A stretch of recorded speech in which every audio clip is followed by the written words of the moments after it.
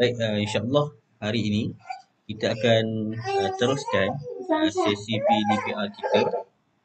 Namun saya terpaksa skip tajuk yang kedua dan kita akan masuk ke tajuk yang terakhir tentang topik RBT, iaitu reka bentuk dalam perniagaan di tingkatan 3. Dan tajuk reka bentuk dalam perniagaan ini adalah tajuk yang terakhir dalam reka bentuk dan teknologi tingkatan 3 . Maksud awak dah berada di hujung bab lah ni.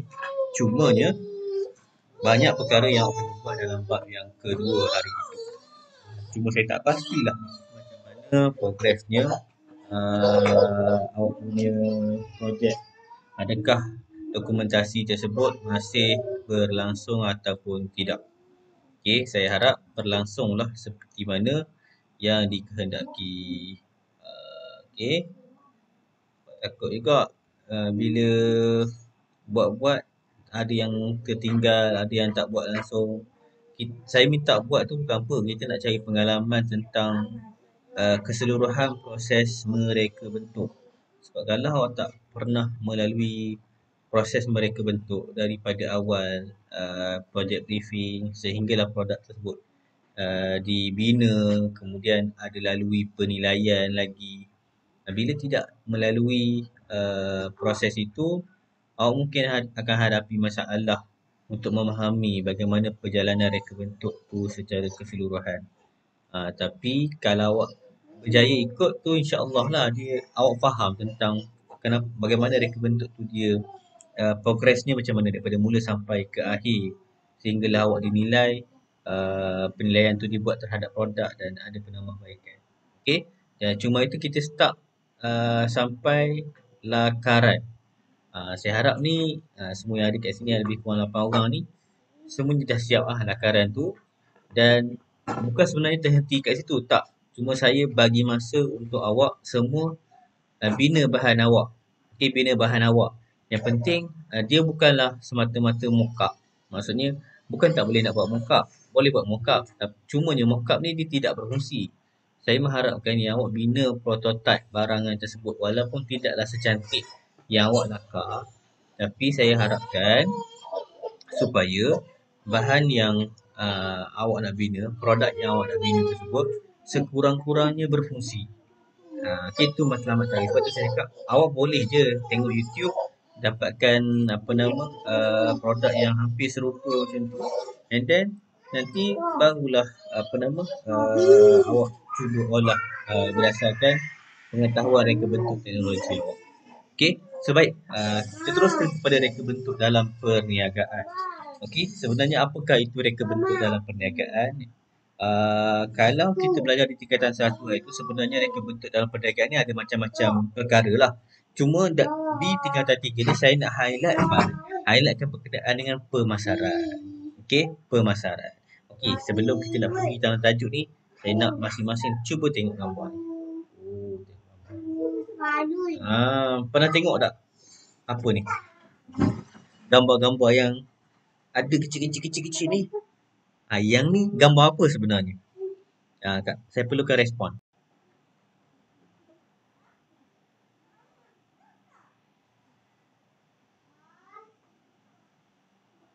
Boleh dengar kan?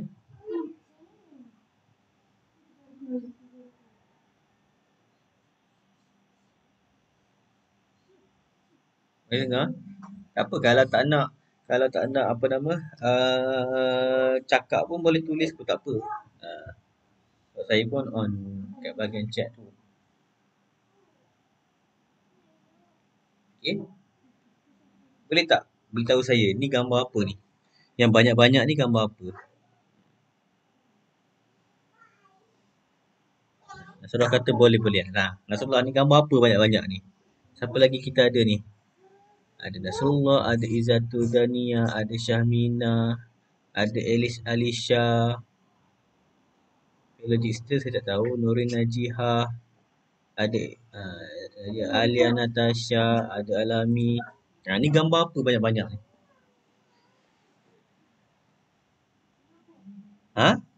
Nombor?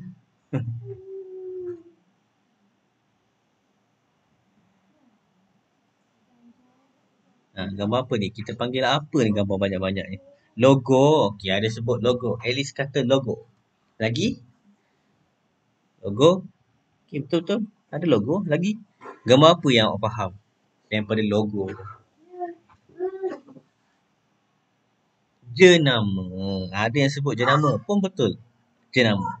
Okey. Saya sebenarnya tak nak highlightkan logo tu. Saya nak highlightkan jenama. Ataupun kalau dalam bahasa Inggeris kita sebut dia sebagai brand. Betul? Kenapa saya tak prefer pada logo? Okey. Logo tu adalah sebahagian daripada jenama.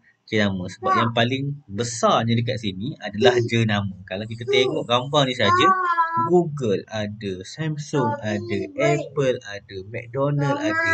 Sebenarnya bukan pada logo tu, tapi pada nama. Besarnya nama-nama ni sebab apa kita tahu dia adalah jenama? Sebab mereka ni biasanya akan sponsor produk ke, akan apa kita kenal dia, tahu dah. Tengok sekali tu nama ni kita tahu dia jual apa. Okey, contoh saya nak tanya. Kalau kita tengok logo Samsung, jenama Samsung, dia jual apa?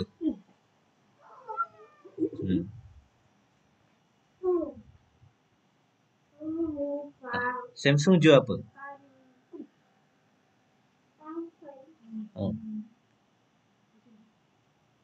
Ada? Smartphone ada. TV ada. Barangan elektrik ada. Betul tak? Lagi contoh, saya nak tanya lagi. Pernah dengar Instagram? Instagram jual apa?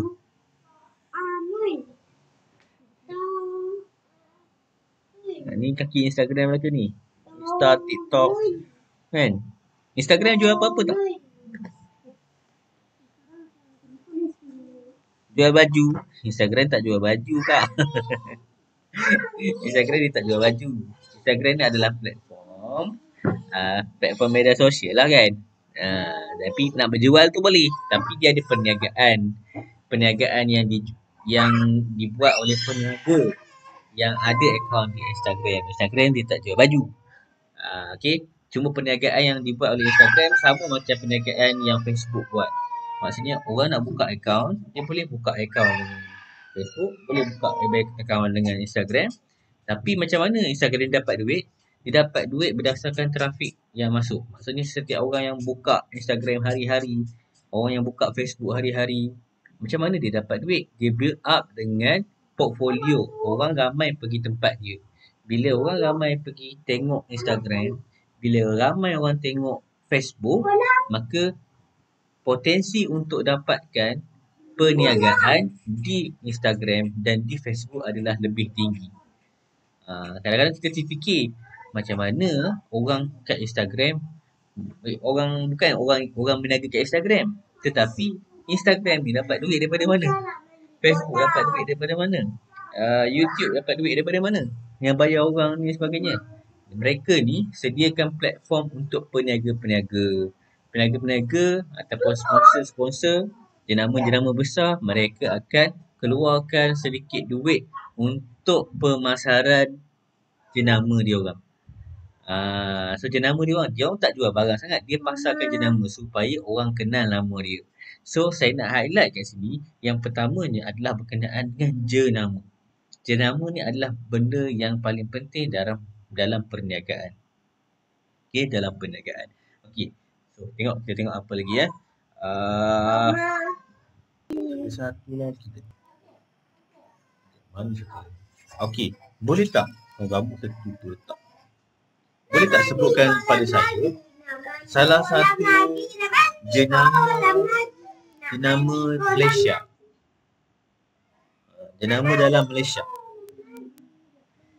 Yang tu biasa, yang tadi gambar-gambar tadi itu jenama dalam di dalam dunia. Ini saya nak tahu, ada tak jenama Malaysia yang awak kenal?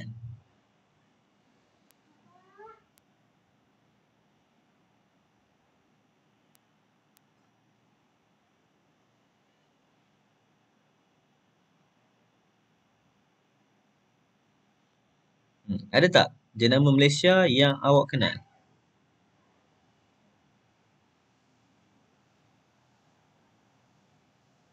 Okey ke ni? Ke tak dapat live.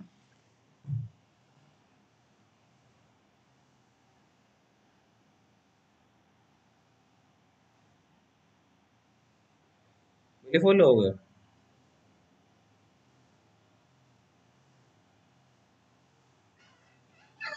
Ha. Ada tak jenama Malaysia yang awak kenal? Jenama dalam Malaysia? Tak ada. Ya ke? Ya ke tak ada? Tak tahu sama ada jenama Malaysia ke tak. Pernah dengar The Herbs? Nilofa pernah dengar? Nilofa.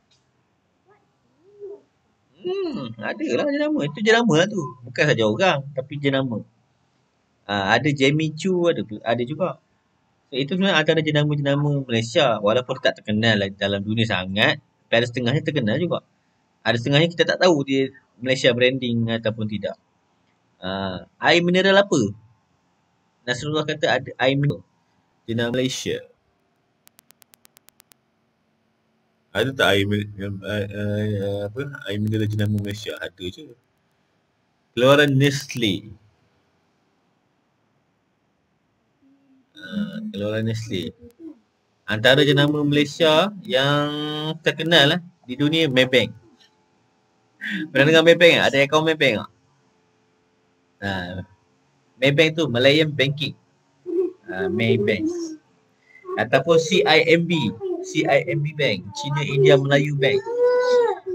Tak, bukan. Itu bukan nama dia betul lah. CIMB tu. Ada singkatan lain lah. Tapi kalau zaman mula-mula dia jadi CIMB dulu daripada BNB kot. Kami panggil Cina India Melayu Bank lah, CIMB. Ataupun jenama Malaysia yang terkenal juga yang buat perniagaan kereta. Contoh macam Proton. Proton. Tu jenama Malaysia yang buat perniagaan kereta. Lagi kita ada Pro 2. Pun jenama Malaysia juga. Okey. Baik. Itu kalau kita nak bincang pasal jenama lah. Okey. Saya kena semak di phone juga, takut ada yang tak.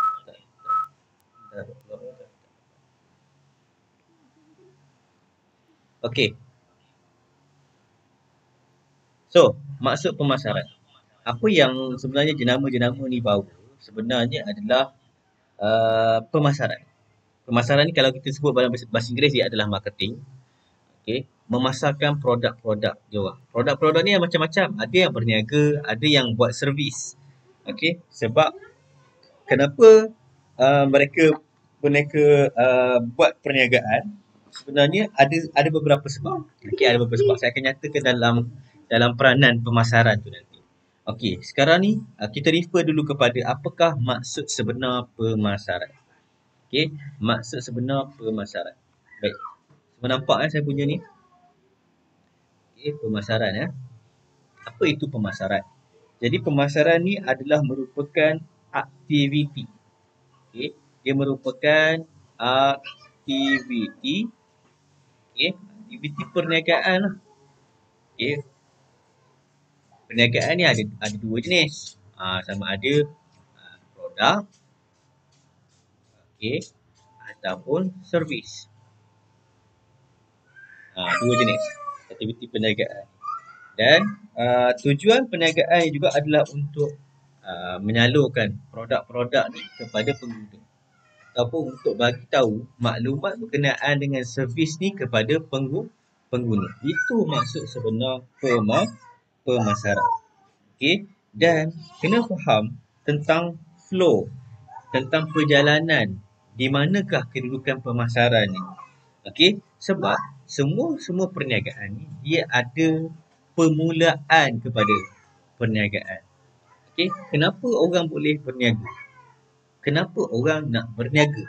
Dia ada sebab kenapa orang nak berniaga. Dia tak boleh tiba-tiba aku nak berniaga. Okey, dia ada konsep. Kalau dalam perniagaan dia ada konsep supply and demand.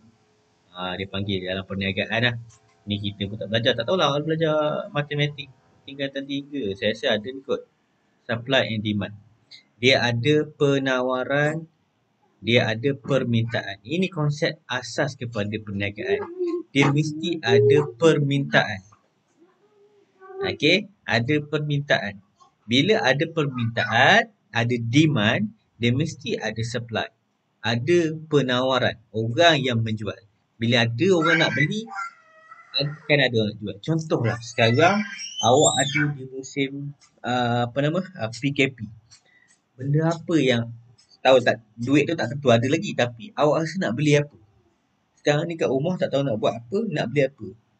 Uish, katakanlah nak makan lah kat rumah ni, nak makan apa Nak makan pizza. Makan pizza, Pizza Hut ke ataupun pizza anak dol ke. Tak kisahlah apa dia nama, tapi kau rasa nak makan pizza. Tapi itu niat kita sebab kita nak minta makanan pizza. Tapi kita tak mampu nak buat. Jadi kita ada permintaan. Tapi perniagaan ni boleh mendatangkan supply kepada permintaan kita.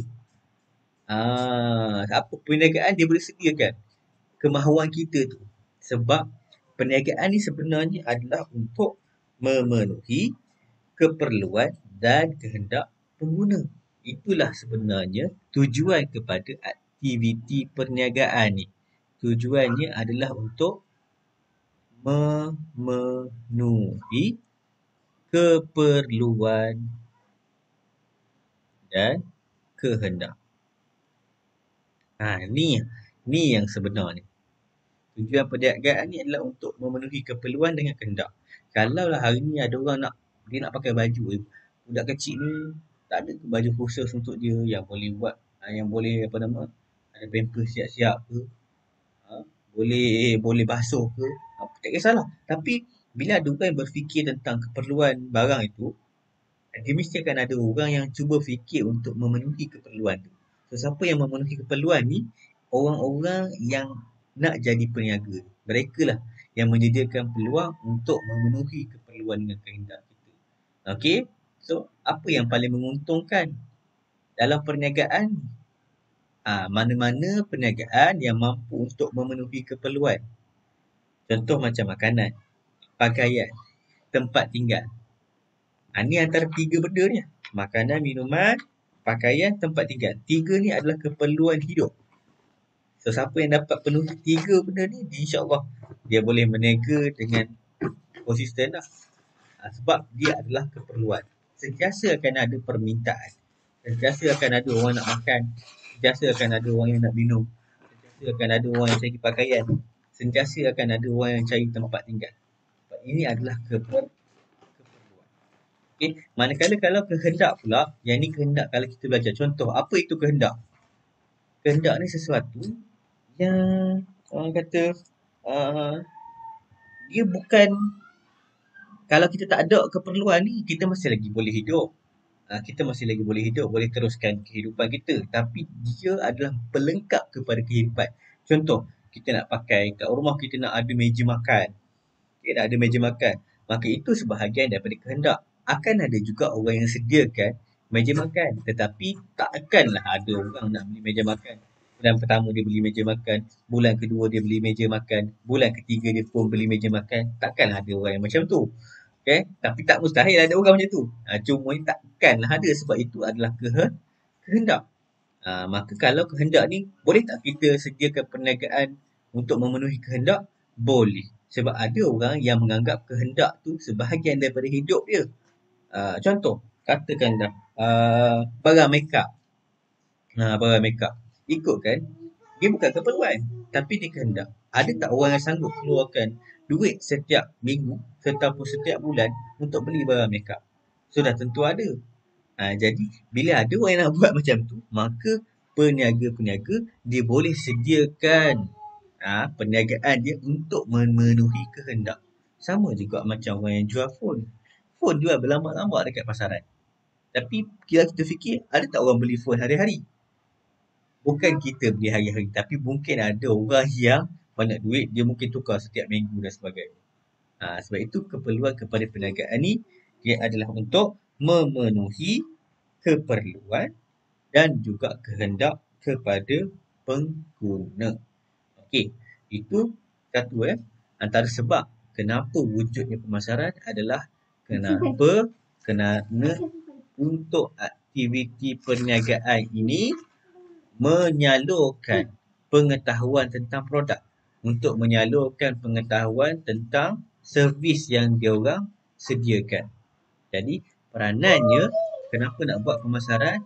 Yang pertama sekali untuk memenuhi keperluan dan kehendak pengguna.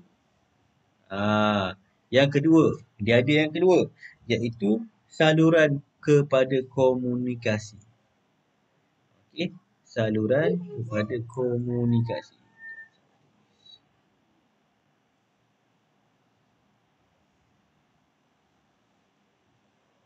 Okey, saluran komunikasi. Okey, komunikasi ni apa maksud dia? Komunikasi ni kita ada kalau dalam perniagaan dia ada panggil apa nama front end.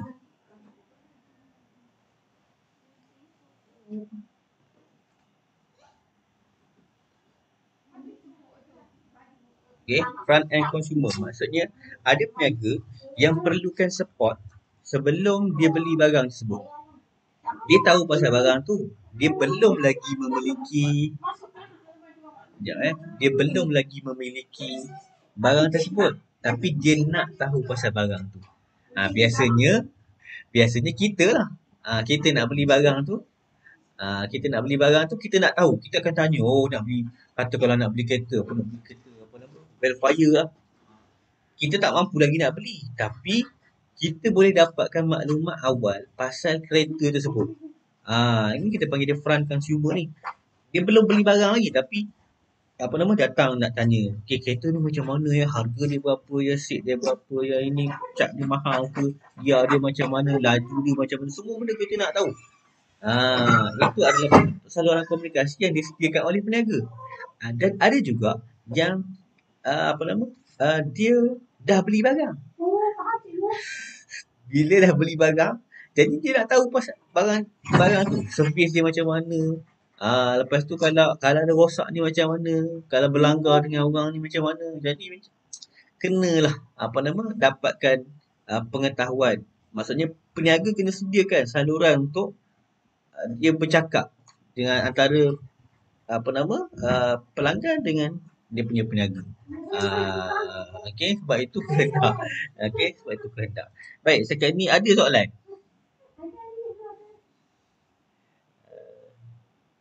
Sekarang ni ada soalan tak?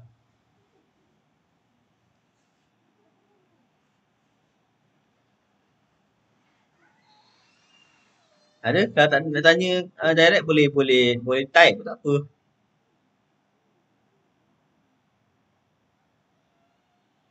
Saya takut saya bercakap seorang je line kan. Testing 1, 2, 3. Alami dengar kan? Saya nampak Alami je yang macam join. Orang saya tak tahu.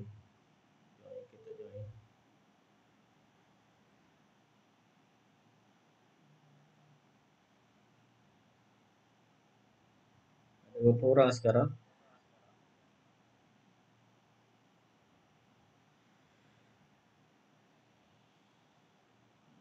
Okey, baik. Kalau tak ada soalan, saya akan teruskan. Okey. Kita ada satu lagi peranan kepada pemasaran ni. Tadi kita dah dua.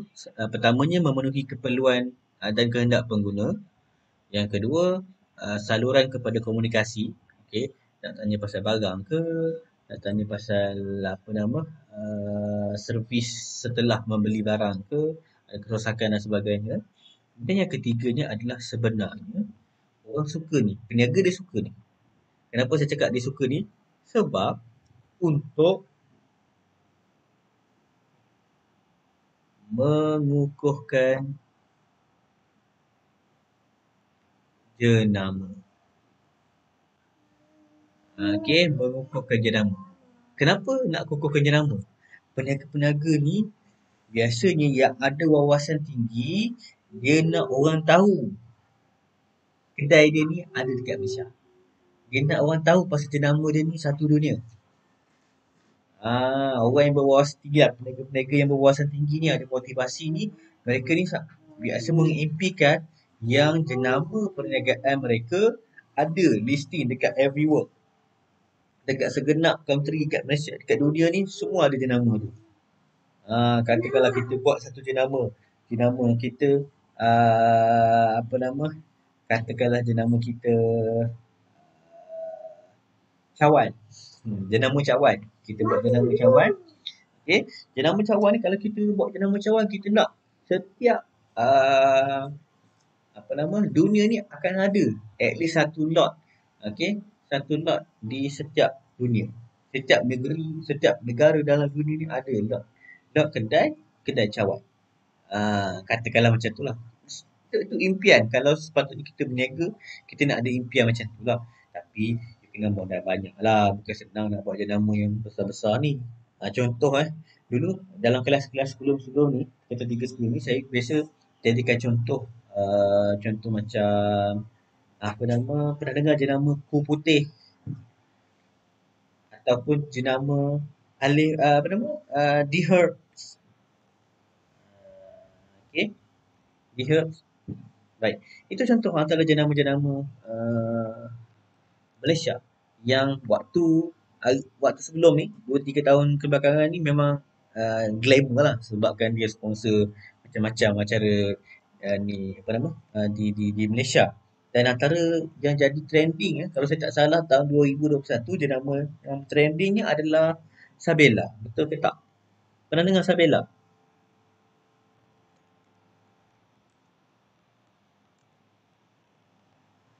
Pernah dengar?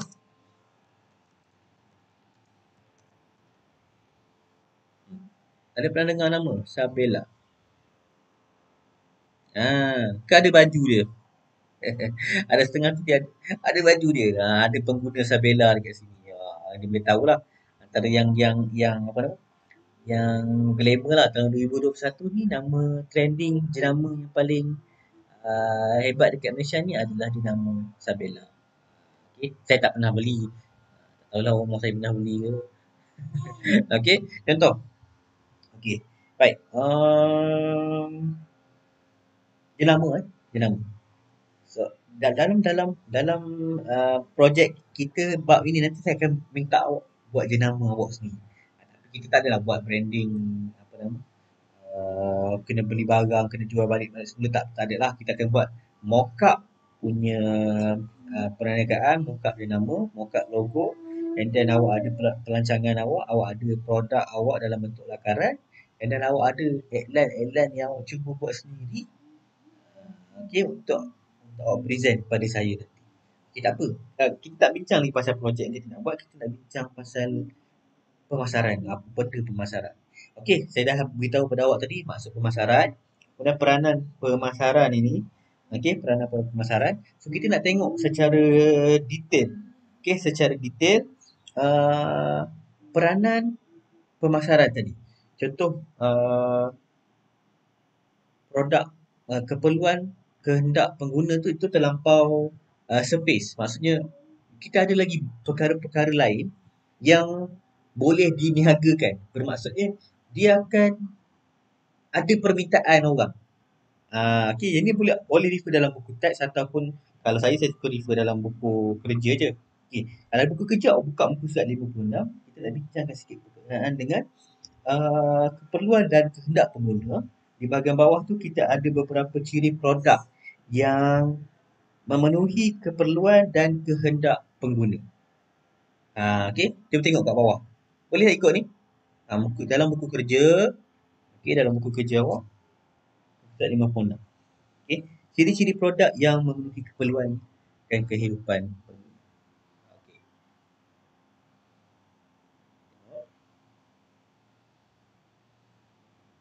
Sekejap saya balas mesej dengan pelajar.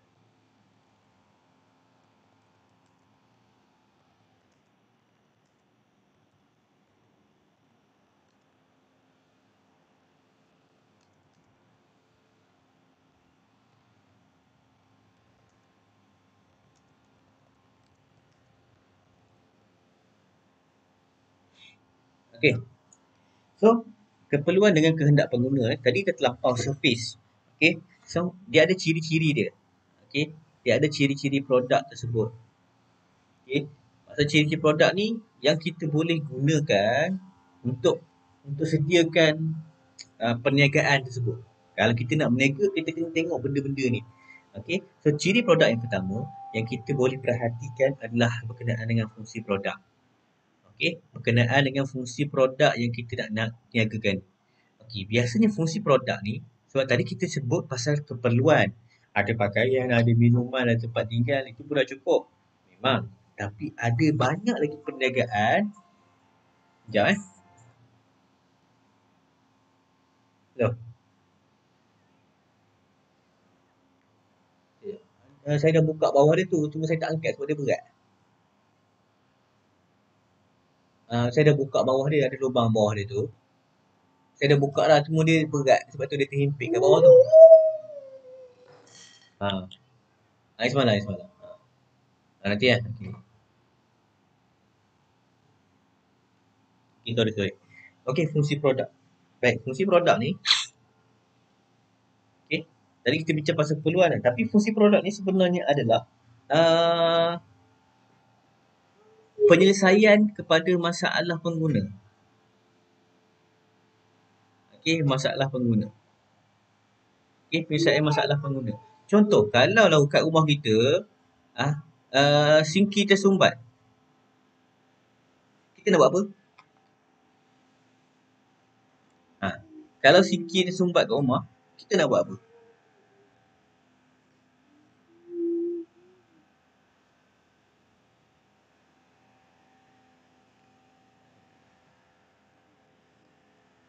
Sudah tentulah kita nak clearkan sinki tu, nak buang air dia sebagainya, nak kena cari cara macam mana nak selesaikan masalah sinki tersumbat ni.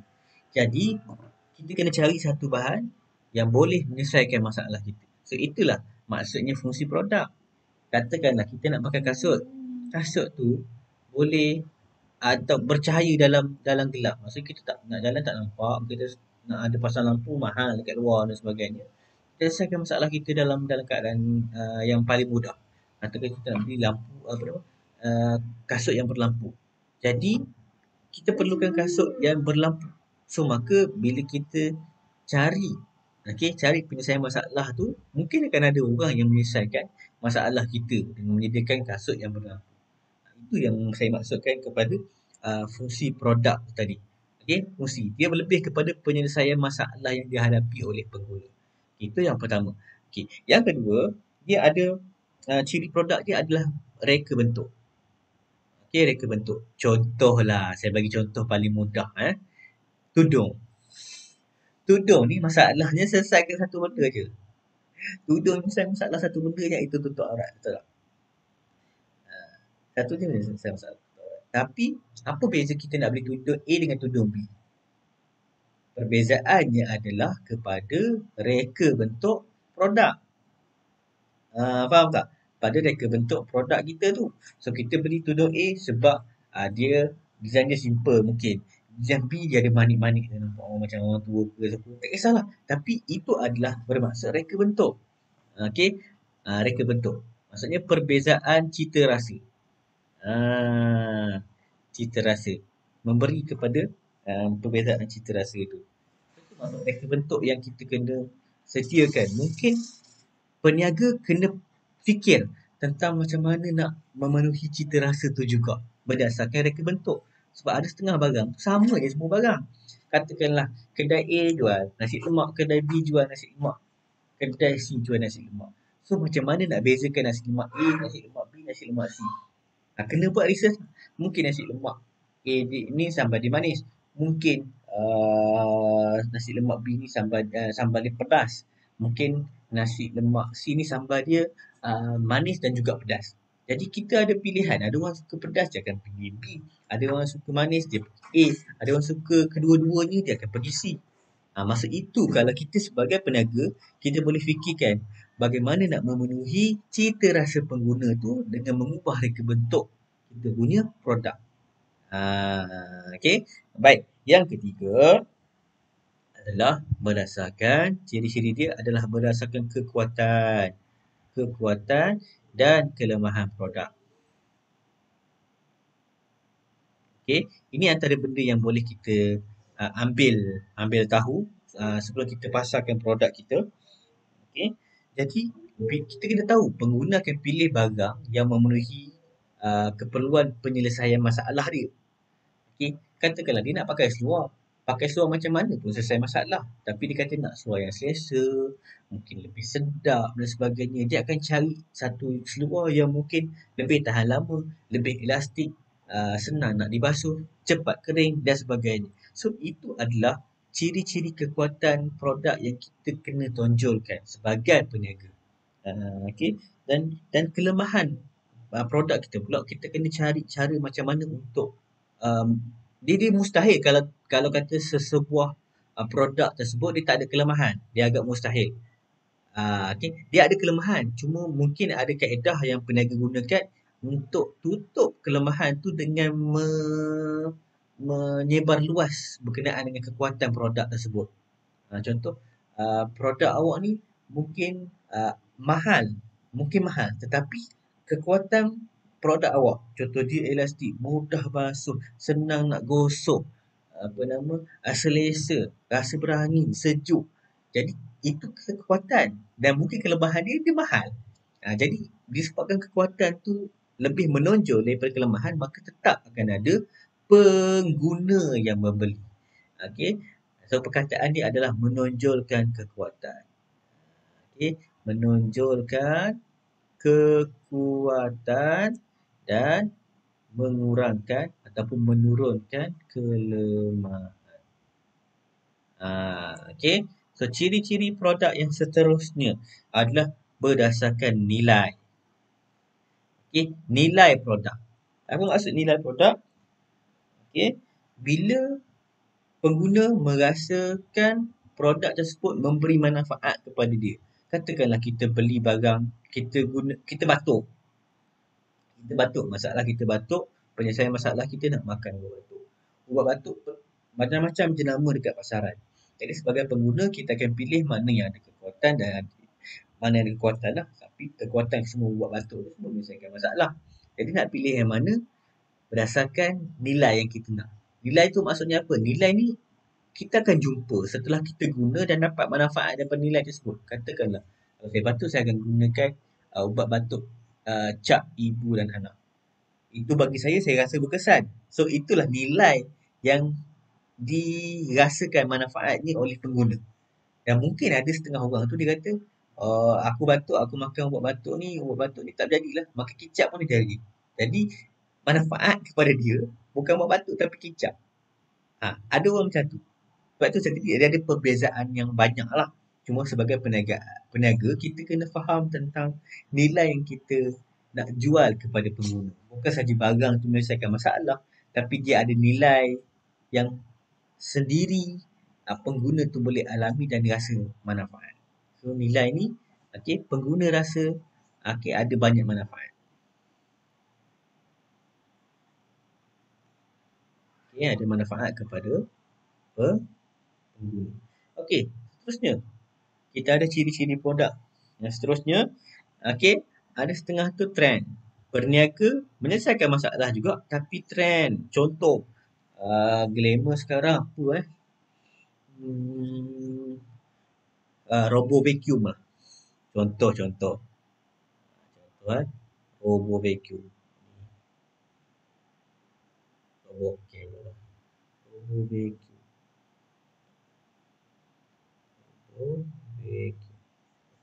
Robo vacuum yang bulat tu kan. Vacuum yang boleh bergerak sendiri tu. Contoh, trend. Bila tahun 2021, trending barangnya robo vacuum. Robo vacuum. Kenapa dia boleh vacuum rumah? Kita tak ada kat rumah pun, kita tinggal kat rumah pun ataupun tidur tu pasang robo vacuum. Esok pagi kita punya rumah dah bersih. So ini contoh trend. Trend yang trend ni maksudnya dia lebih kepada style. Lebih pada gaya lah, gaya hidup. Ada orang dia rasa mewah. Ni kan untuk orang berkeperluan lah.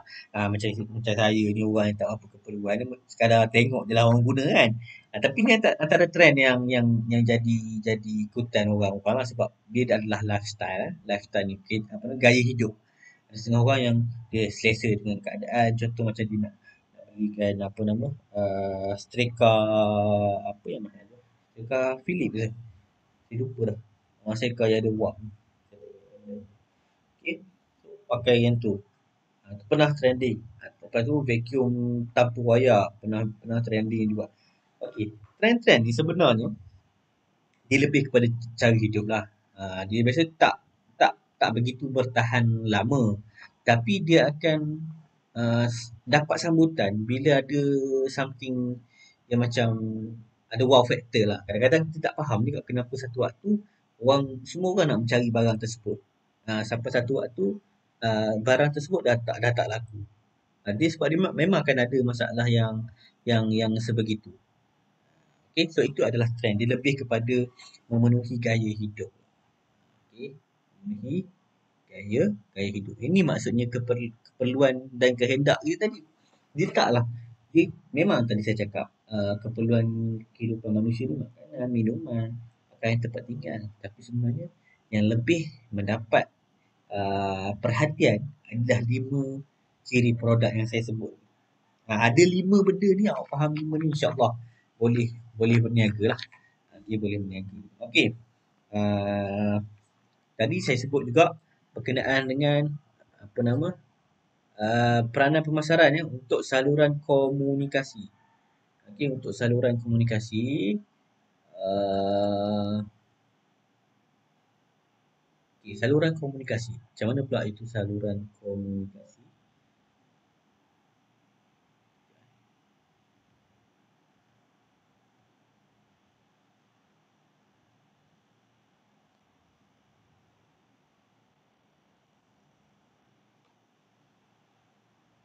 Saluran komunikasi. Tadi saya sebut ada front dan end consumer. Maksudnya ada orang yang nak tanya pasal barang tu sebelum dia beli. Akan ada orang yang nak tanya berkenaan dengan barang tu selepas dia beli. Tapi komunikasi yang dimaksudkan ni juga adalah berkenaan dengan bagaimana uh, maklumat berkenaan dengan produk tu disampaikan sebenarnya. Okey, komunikasi produk. Okey, iaitu bagaimana maklumat produk disampaikan. Okey, maklumat produk ataupun servis disampaikan. Ini pemasaran. Nak buat apa? Nanti kita akan bincang pasal kaedah.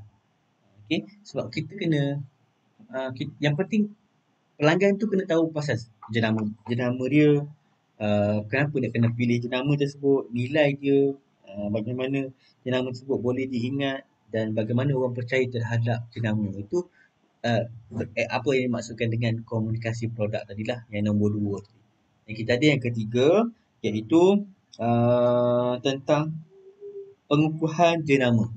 Okey, pengukuhan jenama tadi, nak kukuhkan jenama ni, memang kita kena sediakan barang yang betul-betul berkualiti lah supaya kita ada jenama. Dan yang penting, sebenarnya bila kita bincang pasal peluang perniagaan ni, dia bukan semata-mata berkenaan dengan kita punya perniagaan, tapi untuk memperkembangkan lagi perniagaan, sebenarnya kita ada lagi tentang bagaimana membina jaringan, membina networking dengan peniaga-peniaga lain yang ada modal, yang ada dana yang besar, tapi mereka tidak tahu bagaimana untuk memperkembangkan lagi perniagaan. So kita kena ataupun kita boleh bina rakan kongsi. Rakan kongsi perniagaan. Tujuan dia untuk besarkan perniagaan kita ataupun untuk besarkan jenama kita. Okey, besarkan jenama kita. Okey. Kemudian selain daripada rakan kongsi, kita juga mungkin boleh dapat rakan strategi. Okey, rakan strategi bermaksud dia ada jenama dia, kita ada jenama kita, tetapi kita pasarkan bersama-sama. Pasarkan perniagaan bersama. Macam buat combo lah. Contoh macam pernah dengar tak? Satu jenama A bergabung dengan jenama B untuk dipasarkan produk dia.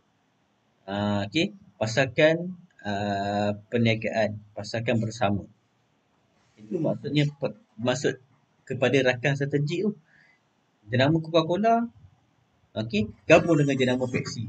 Sponsor Euro ke, sponsor World Cup ke. Itu maksudnya rakan strategik. Maksudnya dua-dua akan dapat manfaat daripada pemasaran tersebut.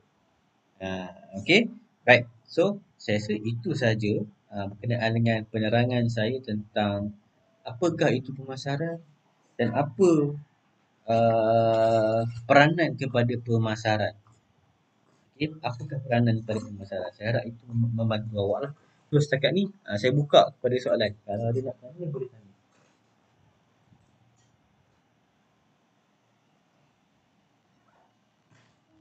Kalau boleh tanya. Kalau tanya audio pun boleh type saja. Type pun boleh.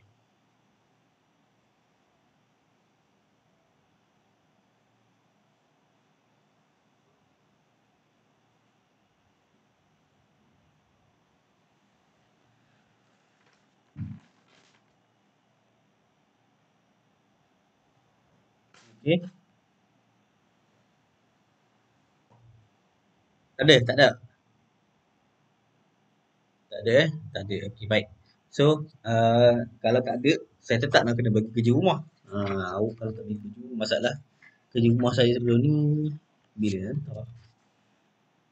Kerja rumah sebelum ni pun tak hantar. Okey, tak apalah. Kalau sebagai kerja rumah untuk awak minggu ni, muka surat 59 dalam buku teks awak. Okey, muka surat 59, soalan nombor 1, 2. Soalan nombor 1, 2. Okey. Soalan 59 itu saja. Dan sebenarnya untuk minggu hadapan ni kita akan buat satu projek juga. Projek ni simple saja. Kita akan buat penjenamaan dan juga buat perancangan perniagaan. Okey. Cumanya yang tu saya akan terangkan minggu depan lah. Kalau terang minggu ni. Okey, baik. So kita jumpa lagi minggu hadapan. Okey. Baik, terima kasih banyak-banyak. Boleh live lah. Thank you.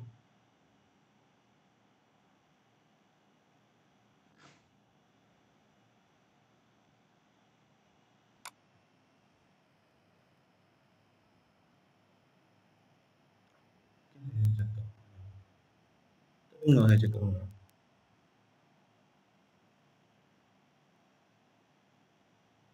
Cakap itu juga macam nak buang.